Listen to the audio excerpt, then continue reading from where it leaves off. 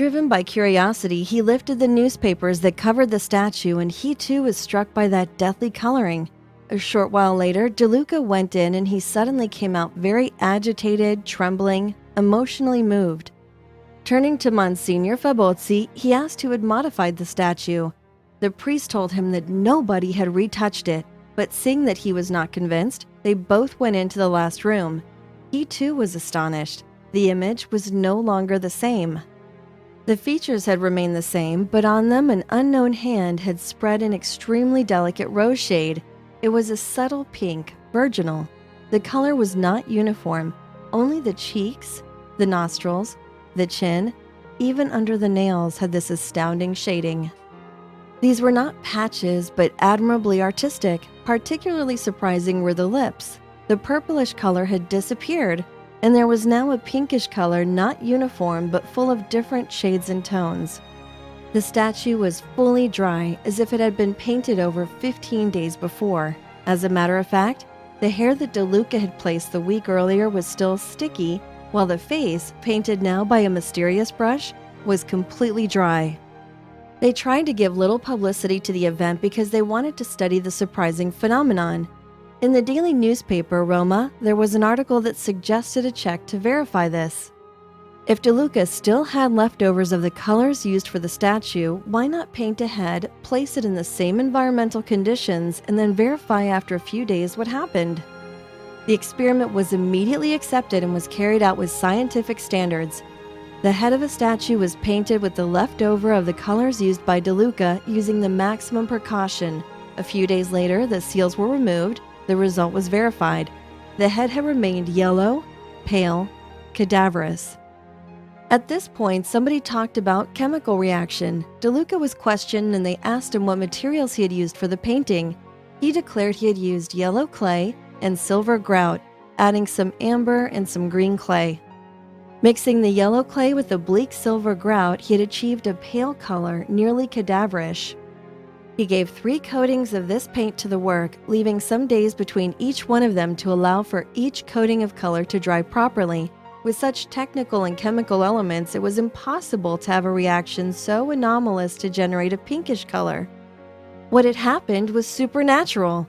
As a matter of fact, the members of the Artistic Club of Naples sent a report to the ecclesiastical authorities, signed by the Court of Inquiry, in which it declared that, in those environmental conditions, a chemical reaction could not have produced the known phenomenon.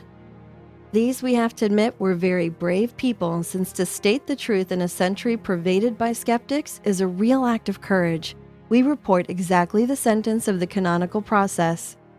On January 30th, 1926, with written order to us, we, the judges, delegated by His Eminence the Cardinal Archbishop of Naples, Monsignor Alessio Ascalesi, to institute the regular canonical process on the extraordinary event of the coloration, deemed as prodigious, of an artistic statue of the famous Virgin and Martyr Saint Philomena, made for venerating in the sanctuary of the Cesarea in Naples. Having the canonical process been instructed of the miracle of the coloration of the face of the statue of the Virgin and Martyr Saint Philomena, having always been present in all the sessions, one or both of the faith promoters, the most third and most reverend canonics Don Gennaro and Don Carmine and Curia, legitimately constituted, and after having held the same process, according to the canonical rules, we hereby declare, after having heard the same faith promoters, our opinion contained in the following verdict. Considering that the mentioned coloration in all its artistic detail happened before the eyes of the artist, reluctant to admit a supernatural event, actually rather irritated at first, about the undeniability of the coloration that had happened in a few moments.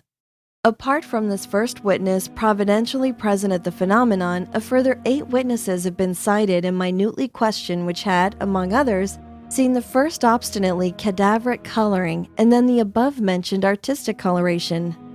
The evidence produced to show the non-existence of a natural process for that coloration is varied and significant, as shown by the full debate. The instantaneity, for example, the preservation of the simulacrum in the primitive state with no human hand that could have touched it, The artistic inspection carried out on behalf of the artist by competent people with the hope to reproduce, if possible, with the same details, the same phenomenon, here verbally states that human resources could not have produced these changes. Invited by our most reverend Curia Archiepiscopal, two skilled and sworn professors whom as judge delegates have carried out a survey in the sanctuary of the Cesarea in order to give their artistic critical opinion on the phenomenon, these people, without having any prejudices or exchange their views between themselves, have reported in different papers and stated their personal judgment, which, considering all circumstances, confirms that it would be impossible to naturally reproduce such a phenomenon. Finally, the course of this prodigious event in all its individual particulars reveals a special intention. The illustrious virgin and martyr at first wanted only the artist as the witness of that instantaneous action, in which she donated the really incomparable grace of reconciliation to God, the artist, and then she called many more witnesses to follow the event, as if giving to everyone the pledge for future graces. We believe, declare, and affirm in our orderly delegated authority to be truly witnessing a supernatural event and therefore a proper miracle operated by her. Naples, 27th of August, 1926. In faith we undersign Cardinal A. Ascalesi, Archbishop.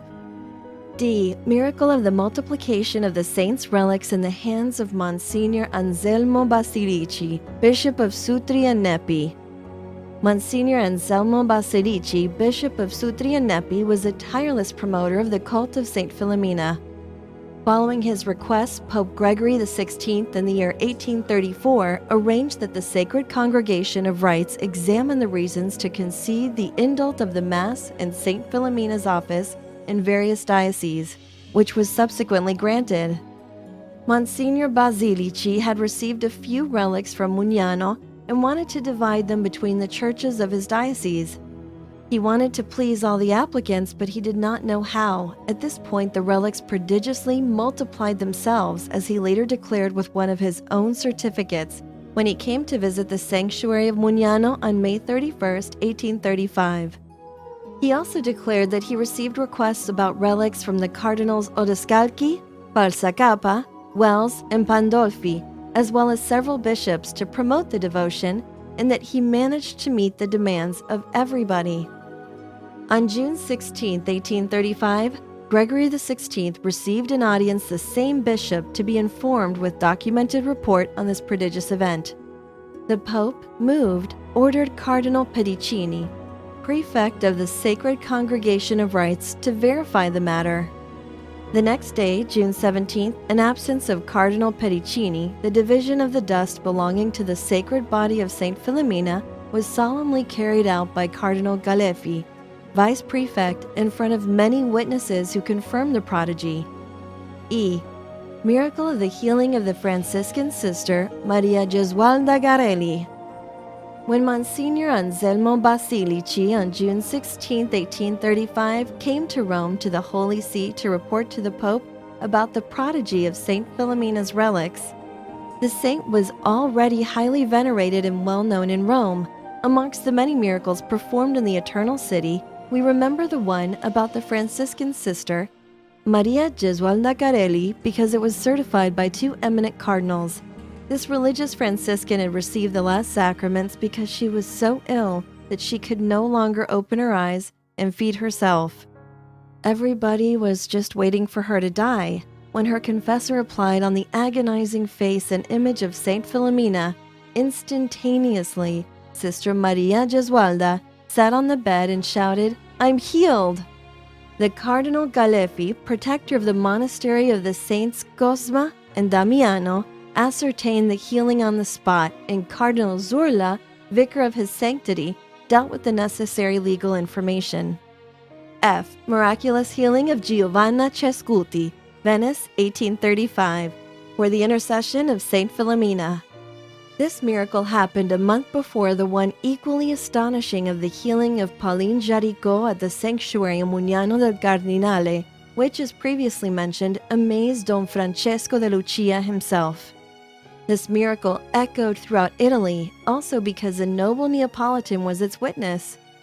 Don Gennaro Caracciolo di Duchi di Rodi, Duke of Rhodes, knight to His Majesty Ferdinand II of Bourbon, King of Naples, who was greatly devoted to Saint Philomena, together with the royal family, and who was also a benefactor of our sanctuary which he visited in numerous occasions. After the miracle, the Venetian Curia had written an official and thorough report on the exceptional event, outlined in legal format, with the proper stamps and signatures, and assigned Cavalier Caracciolo to deliver to Don Francesco de Lucia, guardian of the sacred body of the glorious martyr.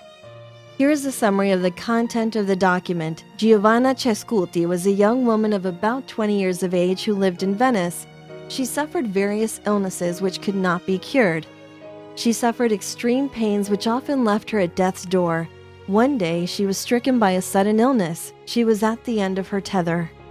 In the evening of the 6th of July, 1835, the parish priest of Santa Maria de Giglio, Don Antonio Mugnano, who had been assisting the woman for a long time, called in her family to recite to Saint Philomena a prayer which was barely voiced by the sick woman who was so weak that could follow him only with her mind and heart. It was around 11 in the evening, and the parish priest ended the prayers of the sick, and thinking that the woman had passed away, asked the people there to recite together 3 Our Fathers in honor of Saint Philomena. Once it was over, "Prodigy," the young one said. She got up from her supine position in which she had been laying the whole day, and with a clear and vigorous voice she proclaimed, "Oh dear, I am better! Thanks to God, I am in good health again after 10 years of suffering." This instant recovery from all her incurable illnesses was of great amazement to all, and it was confirmed by well-known doctors. On the 16th of July, 1835, the miraculously cured woman went to Santa Maria de Giglio to thank solemnly God in the church. An epigraph in Latin was also placed in the church praising Saint Philomena. By coincidence, on the same day in which Cavalier Caracciolo came to Mugnano to deliver the document detailing the miracle to Don F. de Lucia, Monsignor Ferretti, Apostolic Nuncio of Naples, came. He brought a splendid gold and silver lantern sent by Pope Gregory XVI with other precious gifts.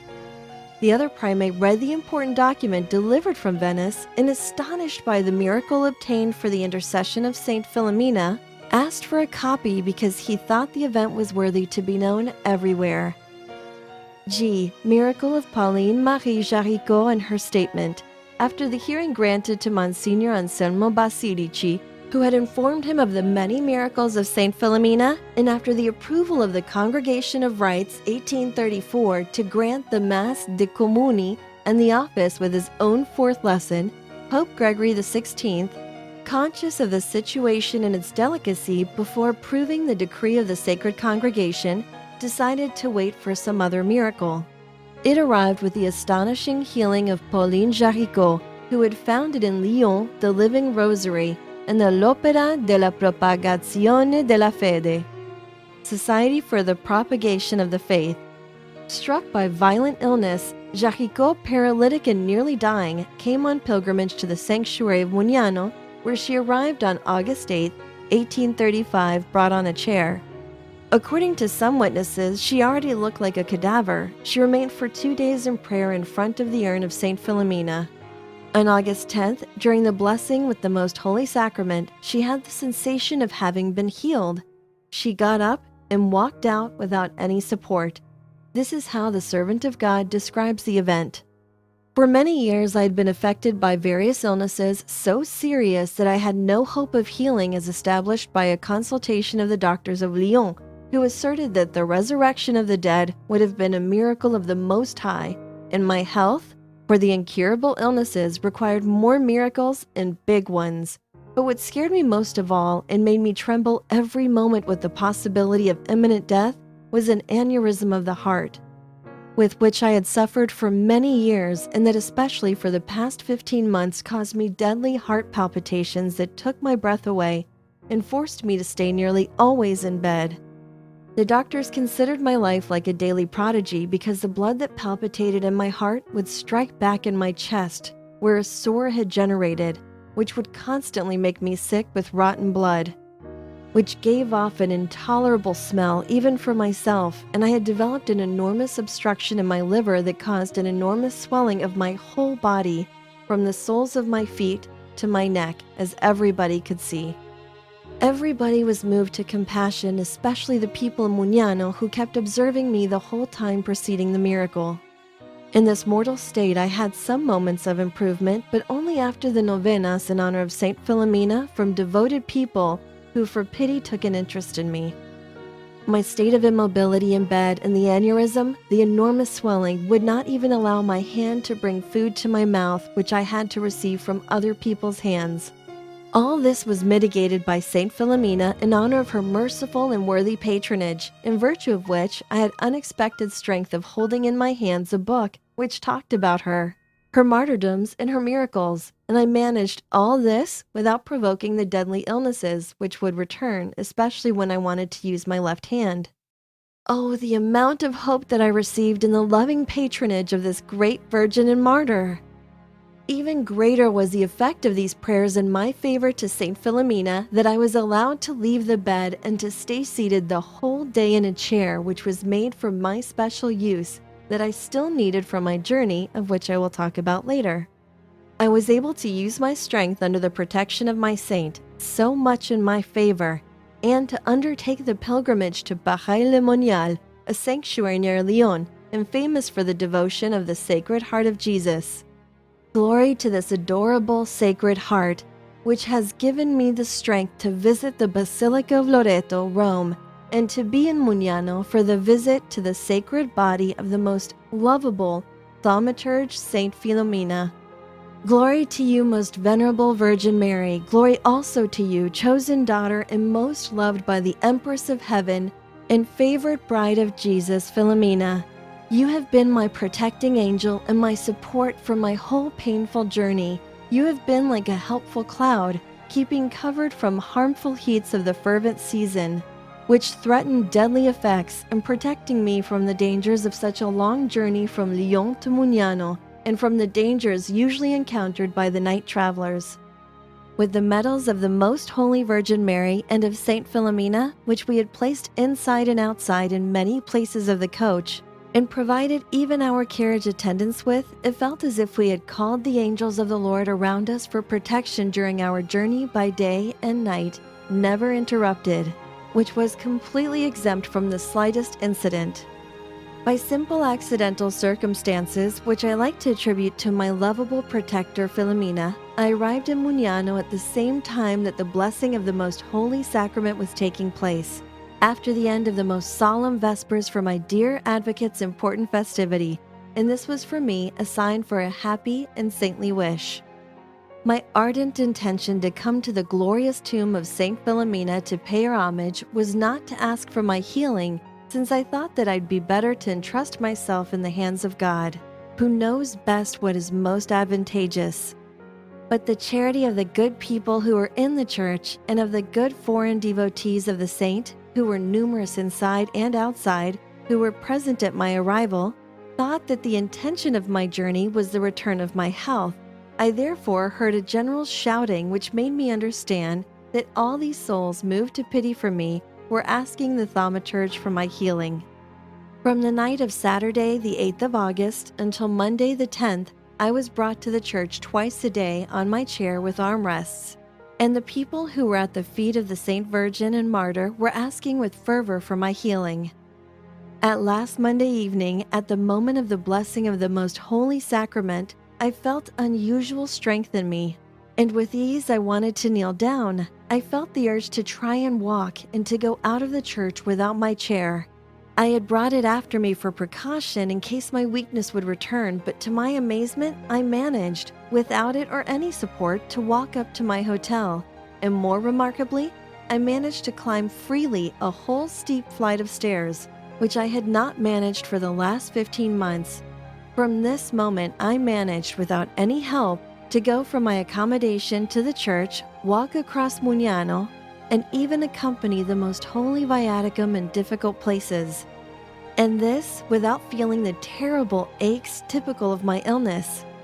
Furthermore, I have been comfortably kneeling down like all the other faithful during the sacred functions, and I can say without any exaggeration that my health is improving more and more. This is glorifying for her through our Lord Jesus Christ, and the Queen of the Virgins honor this lovable girl in whom the power of the divine triumph has so visibly showed itself. O Filomena, preferred daughter and charity of Our Lady of Graces! Your heavenly mother delights herself in the beauty of your merits. She glorifies herself in all the surprising features of your virtues for her son's honor, your spouse, and her heart rejoices at the sight of the palms and crowns, which all the people of the earth decree to you with much honor.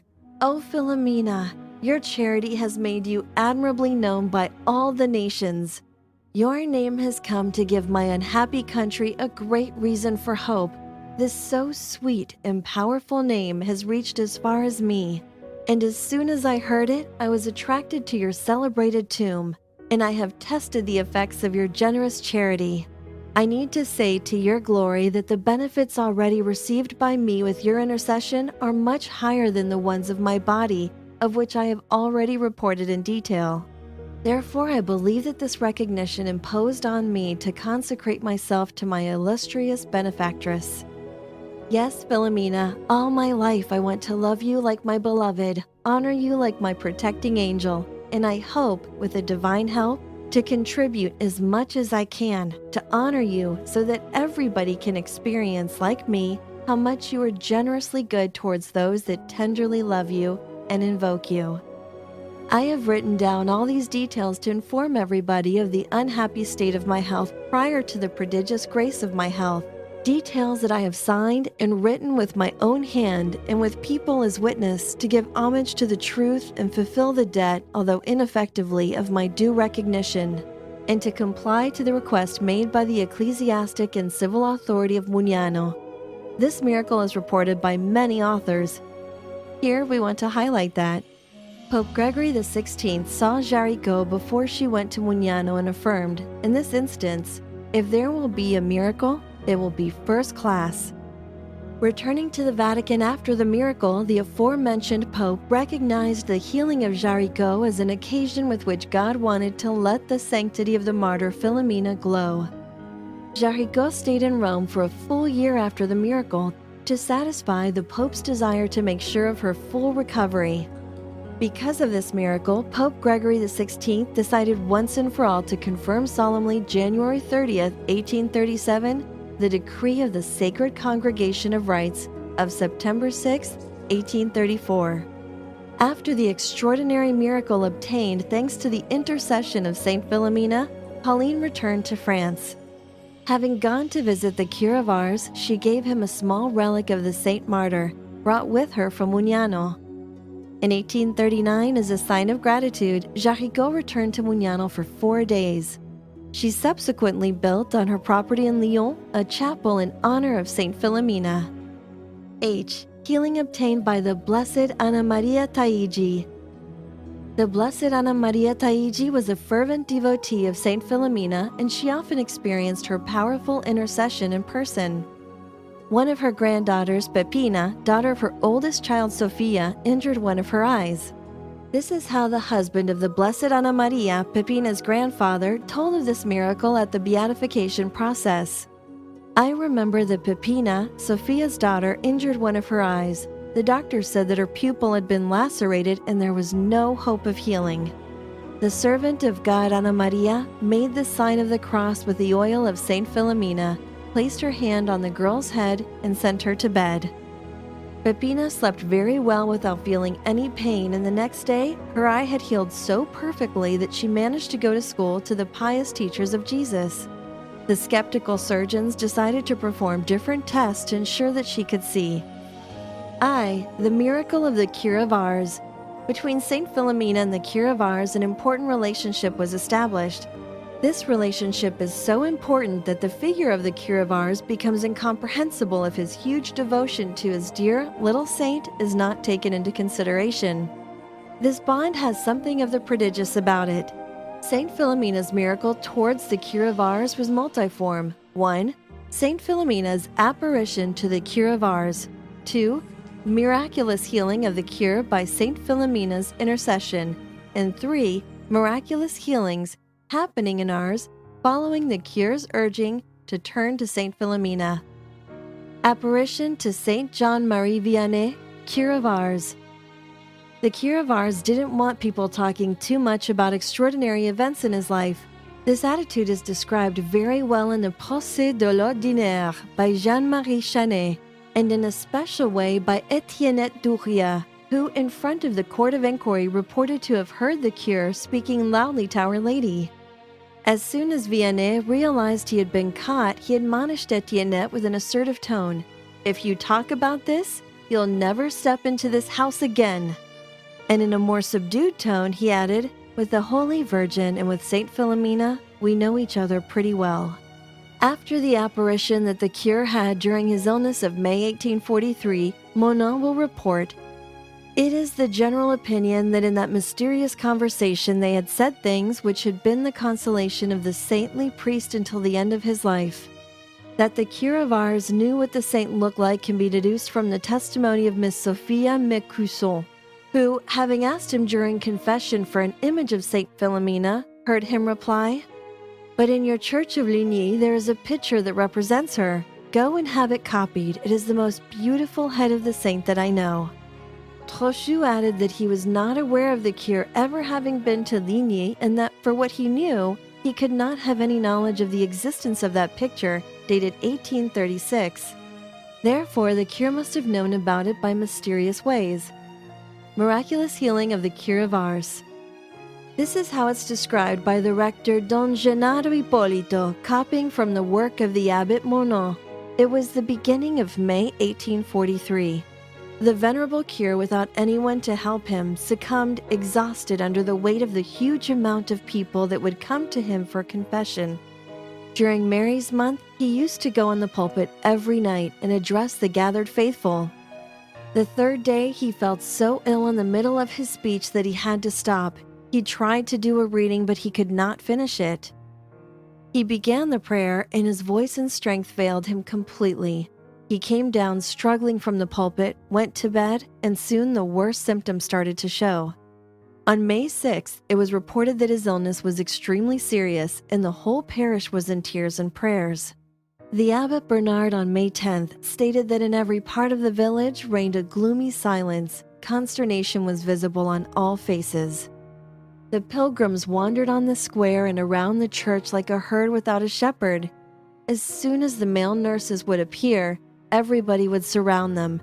"How is the Saint Cure, our good father?" they would ask anxiously. There were about 200 or 300 who had not been confessed by the Abbot Vianney. At the answer that there had not been any improvements, they would enter the church, forcing their way into heaven and imploring the Lord, with the intercession of the Virgin and Saint Philomena, for a full recovery of someone so dear. The 5th day of the illness, there was a consultation. It was confirmed by the previous and present symptoms of the illness the existence of a pleuropneumonia at the bottom of the right lung, at the front and the back. Due to the fatal events that the doctors predicted and their diagnosis foreshadowed, it was thought that administration of the sacraments had to be hastened. The following day, after this imposing ceremony, the cure of Farius was celebrating the Mass at the altar of Saint Philomena. At the same time, the cure, who had never been without a temperature, for the first time fell peacefully asleep. From that moment, he felt better and better until fully recovered. It was the general opinion that Saint Philomena had appeared to him and that in a mysterious conversation, things were said, and these were the consolation of the priest until the end of his life. The testimony of the school teacher who was at his bedside by day and night is as follows. Our holy cure, feeling that he was at the end of his life, wanted a Mass to be celebrated in honor of Saint Philomena, to whom he had consecrated himself with a special vow. A nearby priest was called to say it, and all the people of Ars, foreigners and locals, attended. Before the Mass began, the cure looked like a frightened man. I noticed something extraordinary, a great anxiety, an unusual disturbance. I observed all his movements with my attention. I thought that the fatal time had arrived and that he was going to give his last breath. But as soon as the priest went onto the altar, he suddenly looked calmer, like a man who had seen something pleasant and reassuring. The Mass had just ended when he exclaimed, "My friend, there has been a big change in me. I am fully recovered."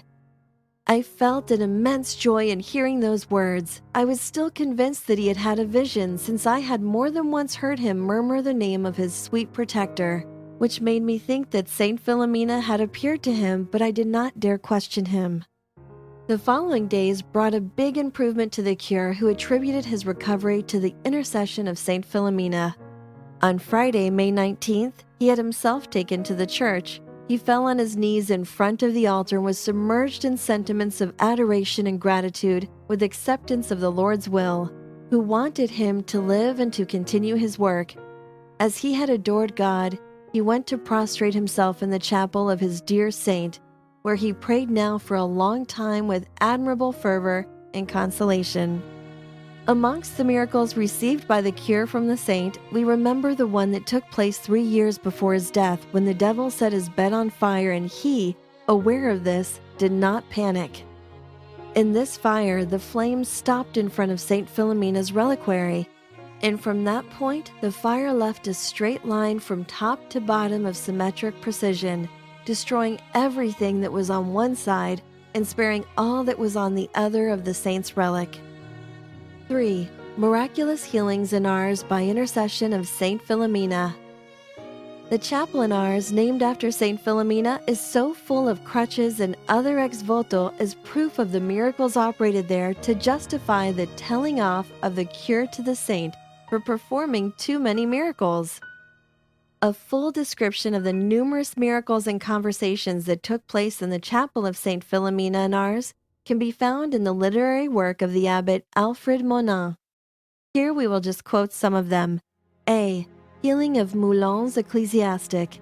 Monsignor Gennaro Ippolito writes, in the month of May 1843, one of Moulin's ecclesiastics who came to Ars was suffering with tuberculosis in its last stages. The abbot Vianney had told him that he would not recover and that he was destined for heaven. Even though the prognosis was so frightening, the good priest decided to stay in Ars, awaiting the end of his suffering, invoking mercy from God Omnipotent. This priest, during the Holy Cure's illness, had been of great assistance in the most critical days, never refusing his time or help. Now that the cure had recovered, he said to the good priest, "My dear friend, you were so charitable during my illness that the Lord has changed his plan for you. You will recover. In one of the churches of your city, you'll dedicate a statue to Saint Philomena, and you'll ensure that the parish chosen by you consecrates a chapel to her. This will be your way of saying thank you." And the cure of Ars' prediction was fulfilled. B. Healing of cripples. On August 9, 1848, in the Church of Ars, through Saint Philomena's intercession, Anthony Cohard, aged 7 years, got the use of his legs. On July 24, 1848, in Saint Philomena's chapel, a little girl of 12 years, Frances Vollet, regained the use of her legs, which had been lost 5 months earlier because of a serious illness. Laid on a chair after receiving the Holy Eucharist, she started to walk in the church a few moments later without any support. Another instantaneous healing took place in the summer of 1858, and the witnesses were all the pilgrims and the inhabitants of Ars. A young man from Puy-de-Dôme who could hardly walk even with the help of crutches presented himself to the Holy Cure and was encouraged to have faith in the saint. On the day of the Assumption, to everybody's amazement, he put down the crutches at the feet of Saint Philomena's altar, and he never used them again. Moved by gratitude, he then worked at Belley in the Brothers of the Holy Family Institute. Similar healing was received by another young man in August 1858. Karl Blasi of Sebazat, Clermont Diocese, was deprived of the use of both legs in 1855. He was transported in a coach and then in a train to the sanctuary of Ars, where he completed his novena to the saint. He returned from Ars fully recovered. After having laid down his crutches in Saint Philomena's chapel, he managed to walk without any effort for 18 kilometers to return home. Period of controversy. The 1961 declaration by the Sacred Congregation of Rites. After such an exceptional testimony by popes and saints alike to the reality and miraculous intercessory power of the 13-year-old early Christian martyr, one would have thought that the place of Saint Philomena amongst the great saints of the Church would have been assured for all time. Nonetheless, trouble and controversy were ahead for devotion to the Princess Saint. In 1961, a statement from the Congregation of Rites caused considerable surprise and misunderstanding. While engaged in a revision of the church calendar, they removed many of the traditional feasts in honor of Jesus, Mary, and various saints, including the feast of Saint Philomena. Many wondered if in this calendar revision, Saint Philomena had been desainted by the church. It is important, first of all, to note that the 1961 instruction was only a liturgical directive. It was not an ecclesial declaration that Saint Philomena was no longer a saint, nor did it prohibit the popular devotion to Saint Philomena that has received repeated approbation by the papal magisterium. There is no suspension or prohibition of the universal archconfraternity of Saint Philomena granted by Saint Pius X. To this day, public veneration of Saint Philomena continues with the full approval of the Holy See and the Diocese of Nola, in which the Mugnano shrine of Saint Philomena is located. Why was Saint Philomena removed from the calendar? Ironically, the reason given was a supposed lack of historical evidence for the existence of Philomena, despite numerous documented miracles and the support of popes and saints. This argument against Philomena rested principally on the questionable conclusions of one early 20th century archaeologist, Orazio Marucchi. In 1903, he posited that the apparent misordering of the 3 tiles on the grave alleged to be Philomena's, starting with lumina on the first tile instead of paxti, proved that the tiles had come from another, earlier grave and had been reused in hers. Therefore, he argued, the graven remains discovered in 1802 were not that of Filomena, but of another unknown person. Marucchi's claims have been comprehensively countered and overturned by many renowned European historians and archaeologists. The Jesuit archaeologist Giuseppe Bonavenia was one of the first to respond to Marucchi. In 1907, he reminded the archaeological world that it was a frequent custom in the catacombs to begin epigraphs on the second tile, beginning with "Peace to you." Hence, when the Vatican's official custodian of holy relics, Monsignor Panzetti, read the inscription beginning from the second tile as "Pax Tecum Filomena," he read it correctly.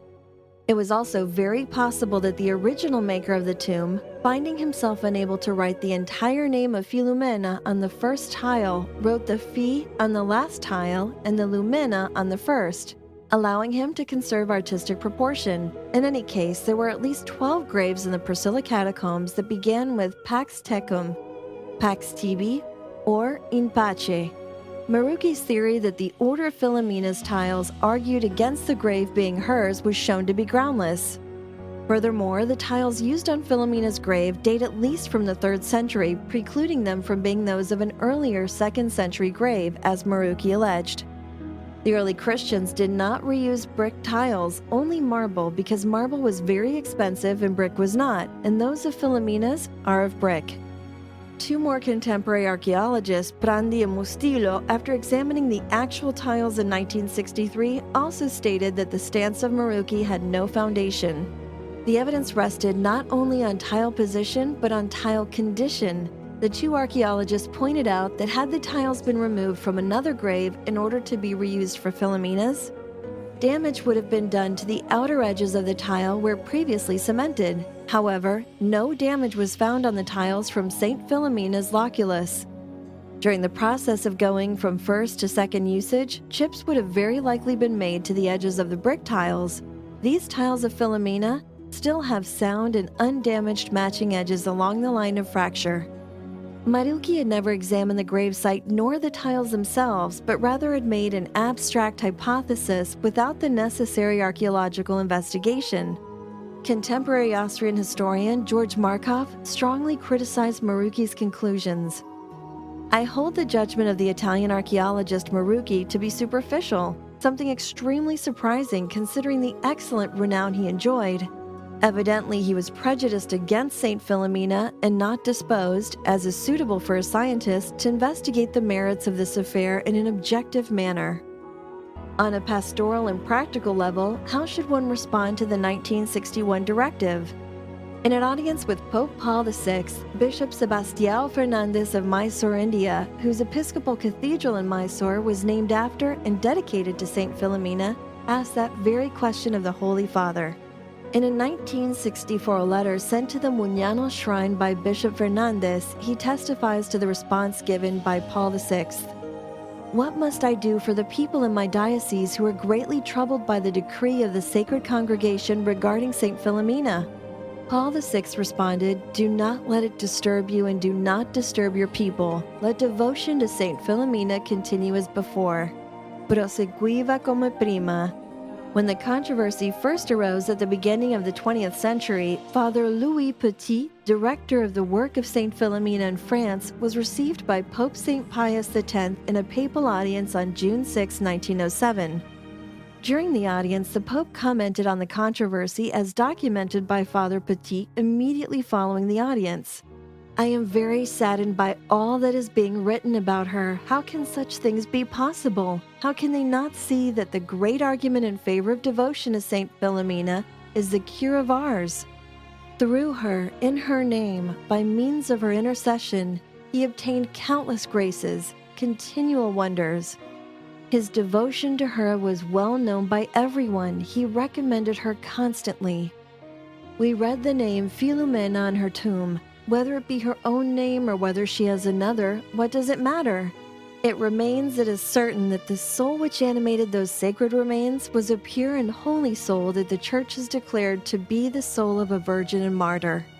That soul was so beloved by God, so pleasing to the Holy Spirit, that she has obtained the most wonderful graces for those who have had recourse to her intercession.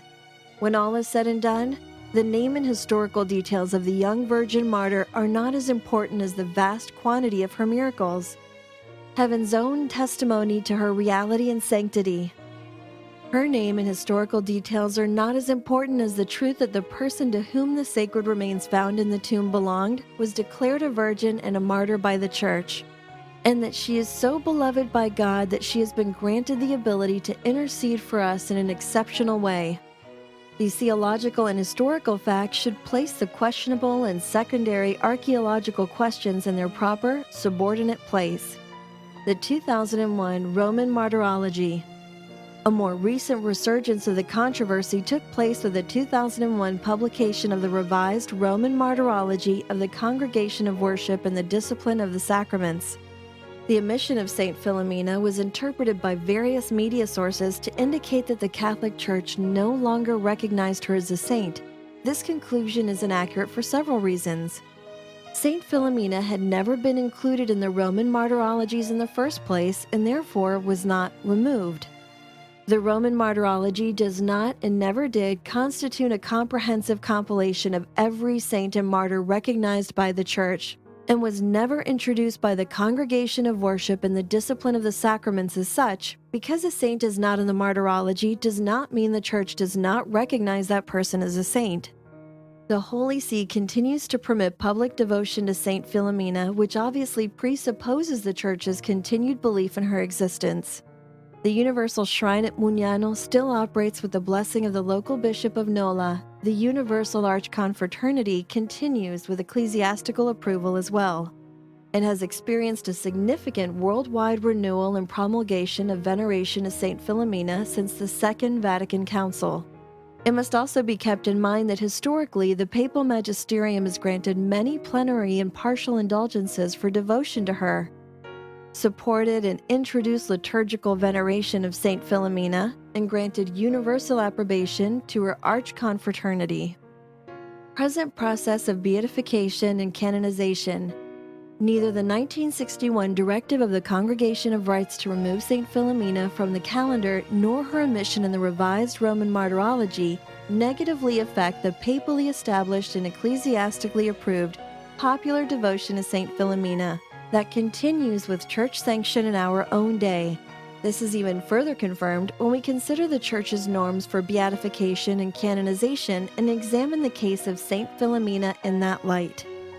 The Church's present process of beatification and canonization comprises the following stages. The heroic virtue or martyrdom of the individual being proposed for beatification or canonization is historically established. A miracle must be attributed to the direct intercession of the servant of God for beatification, which then permits, by papal decree, public veneration in a particular, limited sphere of the Church, usually in the form of a Mass in office issued in honor of the Blessed. Another miracle must be attributed to the Blessed, which occurred after the process of beatification, whereby public veneration is, by precept, extended to the universal Church by the Pontiff. Beyond this process of formal canonization, there is also equivalent canonization, where the formal canonical process has not been introduced, but the individual has received more than 100 years of public cultus, and whose sanctity is recognized by the Pope. If we apply these contemporary criteria for beatification and canonization to the case of Saint Philomena, we find a rather definitive case for her present status as a canonized saint. The discovery of the blood vial and the palm branch symbol at her grave indicate Christian martyrdom, one of the two criteria for the first stage, which actually constitutes the highest form of heroic virtue. Great numbers of documented miracles took place at the Mugnano shrine from 1805 to 1837, including the papally witnessed miraculous cure of Pauline Jaricot, which led to Gregory XVI's decree granting public liturgical cultus to the particular region of Nola, which is comparable to the liturgical cultus granted to a blessed. A great quantity of miracles were recorded in church proceedings, both in Mugnano and in Ars, France, which occurred during the period following the granting of particular public veneration. Pope John Paul II reiterated in his apostolic constitution implementing new norms for beatification and canonization, Divinis Perfectionis Magister, that either martyrdom or heroic virtue must be historically established for the process of beatification of a candidate, but not both. Therefore, a miracle is no longer required for the beatification of a martyr, as is still required for a non-martyred confessor of the faith. Once martyrdom has been historically verified, the candidate can be immediately beatified without further evidence of a miracle or extended historical documentation of his life or heroic virtue.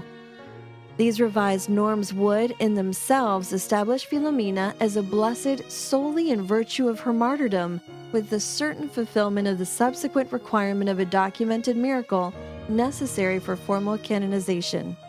Additionally, in the case of Filomena, we have ample abundance of church-recognized miracles, as well as the official act of Pope Gregory XVI raising her to the altars of the Universal Church in 1837. This is a liturgical act proper only to a canonized saint. Gregory XVI, through this act, liturgically canonized Filomena in an act of the ordinary papal magisterium which, guided by the Holy Spirit, should safeguard the perpetual status of Filomena as a saint. Major forms of devotion to Saint Philomena. In light of the extraordinary history of miracles attributed to Saint Philomena and the fervent devotion paid to her by popes and saints alike, it is only to our good that we would respond to heaven's manifestation of her supernatural power of intercession by our own personal yes to her. A love and devotion that allows us to benefit spiritually from her exceptional mediation. There are four principal forms of devotion to Saint Philomena: the cord of Saint Philomena, the oil of Saint Philomena, the chaplet of Saint Philomena, and the novena to Saint Philomena. The cord of Saint Philomena. The cord of Saint Philomena was a devotional practice strongly promoted by Saint John Vianney. In fact, most believe that he originated it. The cord is made of red and white wool, linen, or cotton, and is tied around the body. The colors red and white are in honor of the martyrdom and virginity of Saint Philomena. At the end of the cord are two knots, again symbolizing virginity and martyrdom. No ceremony is required in conferring or wearing the cord, but the cord must be blessed by a priest or deacon, using any standard form of the blessing of an object. The cord is usually worn under one's clothing, and the faithful who wear it are encouraged to pray the following simple prayer daily. O Saint Philomena, Virgin and Martyr, pray for us that through your powerful intercession we may obtain that purity of mind and heart which leads to the perfect love of God. Amen. On June 15, 1968, the Sacred Congregation of Rites issued the new Enchiridion of Indulgences, which suppressed all previous indulgences that are not included in the new Enchiridion. Previously, the Holy See had granted the following plenary indulgences for wearing Saint Philomena's cord, some of which were at the express desire of the popes themselves. A plenary indulgence on the day the cord is worn for the first time, on May 25th, the anniversary of the discovery of her body. On August 11th, the feast of Saint Philomena. On December 15th, the anniversary of the approval of the cord, and most remarkably, at the moment of an individual's death. Although the Saint Philomena cord indulgences are not included in the 1968 Enchiridion, the cord, which should still be blessed by a priest, remains a powerful sacramental, and in light of its previous traditional papal recognition, must certainly continue to be a powerful spiritual instrument in the contemporary battle for Christian faith and purity. The oil of Saint Philomena. In 1805, within the first octave of Saint Philomena's remains arriving in Mugnano, the mother of a blind child dipped her fingers into the oil that was burning in front of the altar of the saint. As soon as she anointed the eyelids of her blind child, the child was immediately cured. The oil coming from lamps burning perpetually at the tomb of Saint Philomena continues to be a physical instrument of countless cures. These physical cures from Saint Philomena oil are reported to the sanctuary of Saint Philomena, Mugnano, to this day from all over the world. Recently, during a U.S. radio program on Saint Philomena, a mother called in and spoke of her child's repeated experience with night terrors. The child waking in the middle of the night in full scream over terrifying nightmares. After the woman applied Saint Philomena oil to the child before putting him to bed, the night terrors immediately ceased, never to be repeated. Oil from the tomb of Saint Philomena is obtainable from the sanctuary. The oil can also be acquired from authorized Saint Philomena Archconfraternity U.S. distribution centers. But the oil itself must come from the sanctuary in Mugnano, which is burned next to Philomena's sacred remains. The Chaplet of Saint Philomena. This simple chaplet was composed by the Cure of Ars and consists in the praying of the Creed, 3 Our Fathers, and praise and glory to the 3 persons of the Holy Trinity, and 13 Hail Marys in honor of the 13 years of the life of the Princess Saint. It ends with the invocation, Saint Philomena, pray for us. The chaplet is a beautiful way of manifesting our daily love to Saint Philomena and is well suited in its simplicity for family prayer by all members, young and old. The Novena to Saint Philomena. The 4th major devotion to Saint Philomena is the 9-day novena to her, also strongly recommended by Saint John Vianney. Although there are several diverse 9-day novenas to Saint Philomena, one popular version of the prayer prayed for 9 days is as follows. O faithful Virgin and glorious martyr Saint Philomena, who works so many miracles on behalf of the poor and sorrowing, have pity on me. Thou knowest the multitude and diversity of my needs. Behold me at thy feet, full of misery but full of hope. I entreat thy charity, O great saint. Graciously hear me and obtain from God a favorable answer to the request which I now humbly lay before thee. Here specify your petition. I am firmly convinced that through thy merits, through the scorn, the sufferings, and the death thou didst endure, united to the merits of the passion and death of Jesus, thy spouse, I shall obtain what I ask thee, and in the joy of my heart, I will bless God, who is admirable in his saints. Amen. The Saint Philomena Novena is of course not limited to any particular category of intention, but the novena has traditionally been especially efficacious for causes of purity and chastity, spiritual and physical healings for families, particularly children, and financial needs. All items of devotion, cords, oil, novenas, prayers, and literature can be obtained by directly contacting the Sanctuary of Saint Philomena in Mugnano, Italy. In conclusion, I would like to add my own personal testimony to this young saint of purity and encourage you to open your homes and your hearts to Saint Philomena. Indeed, I can echo the words of Saint Augustine, "Late have I loved thee," in reference to Saint Philomena. This little sister of the mystical body has come late into my life, but with tremendous power. Her presence in my spiritual life and that of my family has brought great graces to our marriage, new peace and grace of purity into our family life, a newly resolved commitment to Christian holiness, and striving for courage under persecution. My wife and I named our 8th child Filomena in thanksgiving for the many blessings the saint's spiritual friendship has bestowed upon our family. We can testify to her great power with God and have experienced her almost tangible presence in our home. I invite you to welcome Saint Philomena into your families, into your marriages, into your priestly and religious lives, into your hearts. Trust in her friendship. She and the Blessed Mother, who always accompanies her daughter, will not disappoint you. Saint Philomena, powerful with God, pray for us. This article was excerpted from It Is Time to Meet Saint Philomena, Queenship, 2007.